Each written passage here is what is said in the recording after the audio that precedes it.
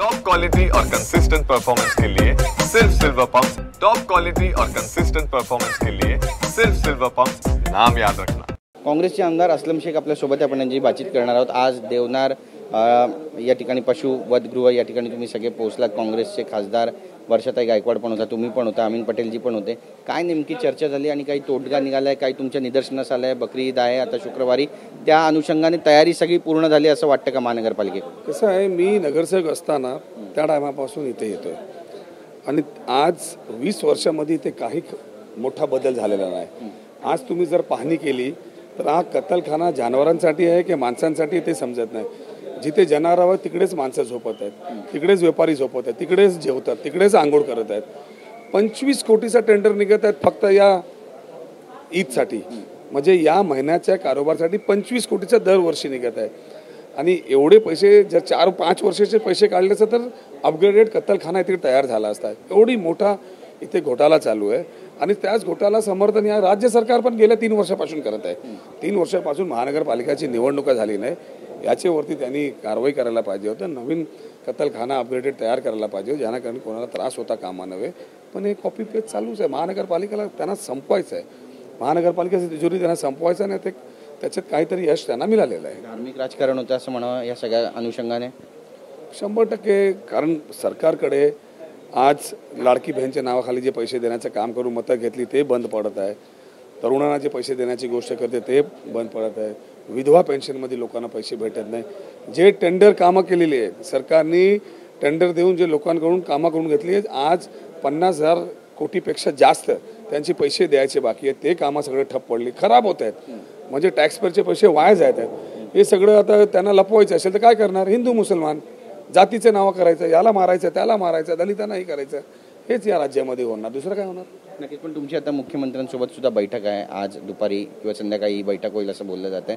या बैठकीमध्ये काय नेमके मुद्दे तुम्ही ठेवणार आहात आणि काय नेमकी मागणी करणार आहात? हे जे आज मुद्दे समोर आलेले आहेत याचीच मागणी ठेवणार आहे आणि कत्तलखान्याच्या संदर्भात नाही, अख्ख्या राज्यामध्ये काय परिस्थिती आहे तेही त्यांच्या समोर ठेवणार आहे। आणि हा एकमेव कत्तलखाना आहे, 1 कोटीपेक्षा जास्त लोकांसाठी हा यूज होतोय, जागा मोठी आहे, तर त्यांनी कसं अपग्रेड केला पाहिजे, कोणालाही त्रास होता कामा नव्हे। आज बरीच आमदार, म्हणजे मीही शासनातर्फे जे आहे बाहेरगावी जातोय, नवीन वेगवेगळे कॉलेजेस बघतोय, तिकडे महानगरपालिका बघतोय, त्यांचे गार्डनं बघतोय, तिथे आल्यानंतर आम्ही जे त्यांना लिहून देतोय त्या बेसवरती ते अधिकाऱ्यांनी काम केलं पाहिजे। एवढे मोठे IAS IPS अधिकारी जे बसलेले असतात त्यांचं काम नाही की जे इनपुट आहे त्या हिशोबाने काम कर। कत्तलखाना कसा तयार झाला पाहिजे, मासेची मार्केट आहेत, फिश मार्केट कशी तयार झाली पाहिजे, अपग्रेडेशन कसं झालं पाहिजे। आज तुम्ही बाहेर कुठे गेला तर इकडे वाससुद्धा येत नाही आणि इथे तुम्ही बघा सगळं घाणच घाण आहे। तुम्ही चाललं तर तुम्ही पाय बिटं कपडे सगळं खराब होऊन जाणार, अशी परिस्थिती जे 20 वर्ष आधी होतं तेच आज आहे। नक्कीच। पण भाजप एकीकडे आरोप करत आहे की काँग्रेस जे आहे ते नेहमी धर्माला, हिंदूंच्या सणाला विरोध करत असतं। केवळ इतर धर्मियांची जी सणं असतात त्यावेळी काँग्रेस दिसतं, पण हिंदूंची जी सणं असतात त्यावेळी नेते दिसत नाही। भाजपच्या नेत्यांकडून आता या आरोपाला सुरुवात झालेली आहे, याला उत्तर कसं देणार? उत्तर म्हणजे तुमचं चॅनलची त्यांना क्लिप दाखवा की गणपतीचा हा मोठा सण आहे, या राज्यात सर्वात मोठा सण म्हणजे आपण गणेशोत्सव म्हणतोय। प्रत्येक गणेशोत्सवाचे प्रोग्राममध्ये किंवा त्यांची आढावा बैठकमध्ये काँग्रेसचे सगळे आमदार असतात, नगरसेवक असतात, जिकडनं विसर्जन होतं प्रत्येक ठिकाणी स्टेज असतोय, औषध देण्यात कामं करतोय, तिकडे जे विसर्जनसाठी लोक जातात त्यांना पाणी, बिस्किट, डॉक्टरचं व्यवस्था काँग्रेसतर्फे अख्ख्या मुंबईमध्ये असतोय। जिथे जिथे विसर्जन, माझा मतदारसंघ तिकडे 12,000 विसर्जन होतोय, तिकडे मारवीमध्ये विसर्जन करणारी कोण लोक गेले 20 वर्षापासून आमचे कार्यकर्ते तिकडे मदत करतात।